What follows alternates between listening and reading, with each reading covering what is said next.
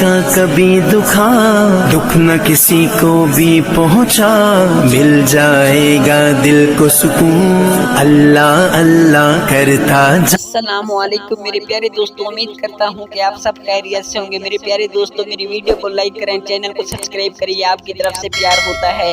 بیان کیا جاتا ہے کہ چند سال قبل ایک جماعت منصارہ سے آگے ایک چھوٹے سے قصبے میں گئی۔ اس جماعت میں ایک شخص ڈاکٹر نور محمد تھا۔ ان کا بیان ہے کہ مسجد سے باہر ادھر ادھر کافی لوگ فارغ بیٹھے تھے۔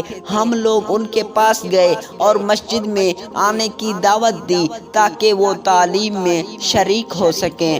کچھ لوگ ہمارے ساتھ مسجد میں آنے پر تیار ہو گئے۔ ایک صاحب نے کہا کہ میں نماز کے وقت آؤں گا اور نماز کے بعد عذاب قبر کا ایک واقعہ آپ لوگوں کو سناؤں گا۔ چنانچہ ظہر کی نماز کے بعد یہ شخص ہمارے پاس بیٹھ گیا، اپنا تعارف کروایا کہ وہ ریٹائرڈ فوجی نوجوان تھا۔ اس فوجی کا بیان ہے کہ 1970 کی جنگ میں ایک قبر میں اسلحے کا ایک عارضی ذخیرہ یعنی ایک کیمپ لگایا گیا تھا اور کچھ نوجوانوں کے ساتھ اس فوجی کی ڈیوٹی تھی۔ میرے پیارے دوستو، آپ سے گزارش ہے میری ویڈیو لائک کریں اور میرے چینل کو سبسکرائب کریں، شکریہ۔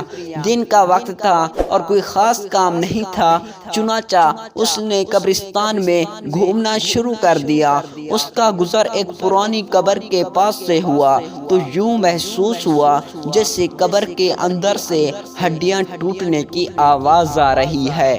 اس فوجی جوان نے بتایا کہ میں نے بندوق کے بٹ کے ساتھ قبر کی اینٹیں ہٹائیں تاکہ دیکھیں کہ یہ آواز کیسی ہے۔ جیسے جیسے میں مٹی ہٹاتا گیا، آواز اور تیز تیز ہوتی گئی اور میری دلچسپی اور خوف بھی بڑھتا گیا۔ دن کا وقت تھا، روشنی خوب پھیلی ہوئی تھی۔ کیا دیکھتا ہوں کہ قبر کے اندر انسانی ہڈیوں کا ڈھانچہ پڑا ہوا ہے اور اس پر چوہے کی شکل کا ایک جانور بیٹھا ہوا ہے، اور جب وہ منہ اس ڈھانچے کے اوپر مارتا ہے تو سارا ڈھانچہ اکھڑ جاتا ہے اور ہڈیوں کے ٹوٹنے اور چٹکنے کی آواز آتی ہے۔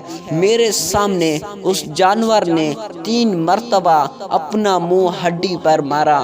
مجھے بہت ترس آیا کہ یہ جانور اس کو بہت تکلیف پہنچا رہا ہے۔ چنانچہ رائفل سے جب میں نے اس جانور کو مارنے کا ارادہ کیا تو وہ مٹی میں چھپ گیا۔ تھوڑی دیر کے بعد وہ جانور قبر سے باہر نکل کر میری طرف لپکا اور میرے اوپر ایسی دہشت سے سوار ہوا کہ میں اس سے مارنا بھول کر اپنی جان بچانے کی خاطر بھاگ کھڑا ہوا۔ کافی دور جانے کے بعد میں نے مڑ کر دیکھا، وہ جانور میرے پیچھے تیزی سے بھاگا آ رہا تھا۔ قریب ہی پانی کا ایک گڑھا تھا۔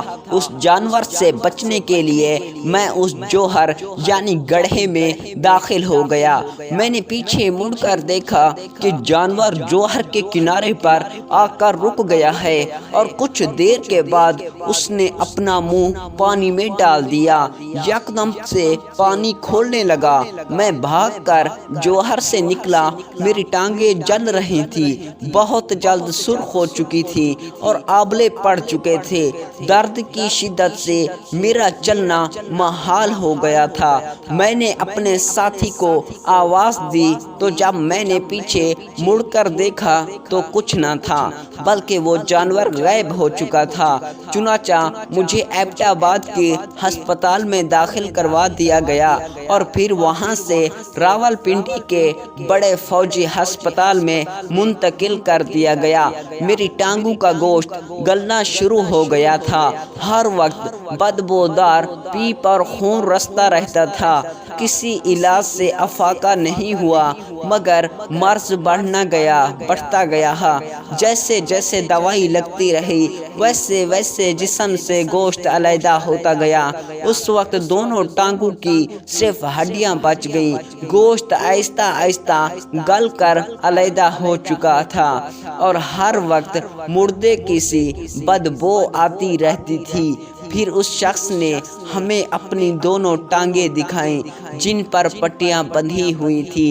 اللہ معاف فرمائے، اللہ تعالی ہمیں قبر اور جہنم کے عذاب سے محفوظ رکھے، آمین ثم آمین۔ سبق: اس واقعے سے ہمیں یہ سبق ملتا ہے، بے شک بعض دفعہ اللہ تعالی لوگوں کی عبرت کے لیے دنیا میں ہی اپنے عذاب کا مشاہدہ کرا دیتا ہے، جیسا کہ اس واقعے میں بھی آپ نے ملاحظہ فرمایا۔ اللہ تعالی ہمیں اعمال صالح کرنے کی توفیق عطا فرمائے، آمین۔ اللہ پاک ہمیں قبر اور جہنم کے عذاب سے بچائے، آمین۔